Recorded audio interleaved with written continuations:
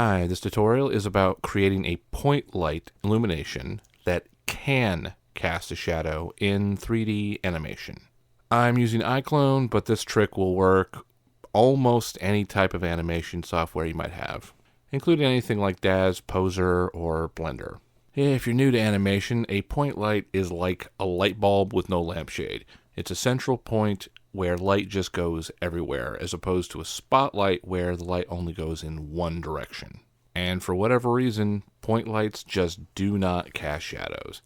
They will light up an object or a scene or a prop, but they will not cast a shadow on objects behind that prop.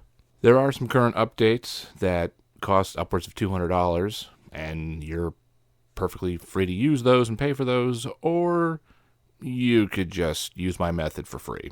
So clearly, spotlights are what I prefer when I'm animating a shot, but anytime that you need the light source to be in the shot, actually visible, this method will be extremely helpful. So go back to the simplest possible scene I have here. I'm going to use this samba dancer here because, it's my channel. I can do what I want. So the first thing you need to do is go down to your Scenes tab, scroll all the way down in the case of iClone, and you find the lights that automatically load when you start a new file. Highlight those and delete all of them except for the floor shadow. You're going to need that later. These fairly standard preset lights are very useful, but in this particular case, they'll actually kind of bleach out the shadow effect that I want to create. Then go up here to your Create menu, up here at the top bar. Then click on Lights and Directional Light. And I know it seems I just replaced one omnipresent light with another, but unlike the light sources that were just deleted, direct light will directly benefit a shadow-heavy scene. The only time you wouldn't want to have a direct light source over top is if you're doing something really, really dark, like a candle in a cave or something like that. Anything that's going to be, above ground.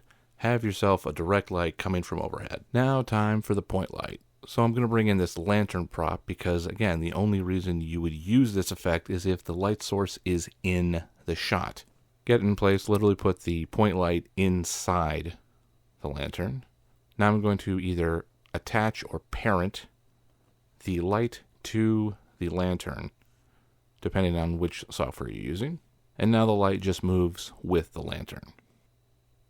Now you need to import a spotlight and attach them to the lantern and have the spotlight be just a little bit outside of the prop that you're going to have be the light source. This way you don't have extra shadows that you don't want.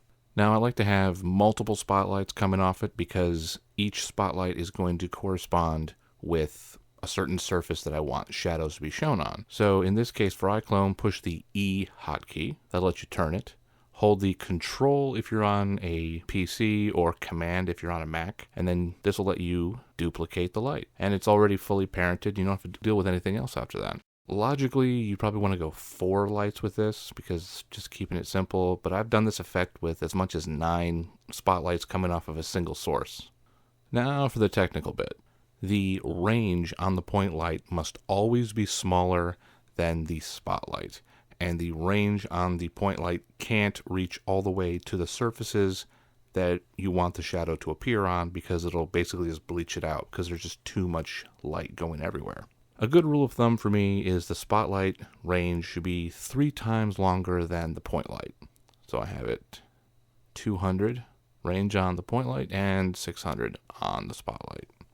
Now I'm going to my settings here, going to maximize my shadows because that's the whole point of this. Make sure all the spotlights are the same way. And I'm actually going to save this as a completed prop so that I don't have to set up another lantern. I actually do use these in my own animations.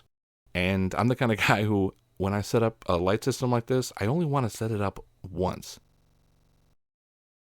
And that looks pretty good. It's got a little bit multiple, so maybe some spotlights need to be moved around to sort of fine-tune this particular shot, but effectively, that's how you get this done. Well, thanks for watching. If you have any questions or comments, of course, feel free to ask. If you want to help me out, please subscribe.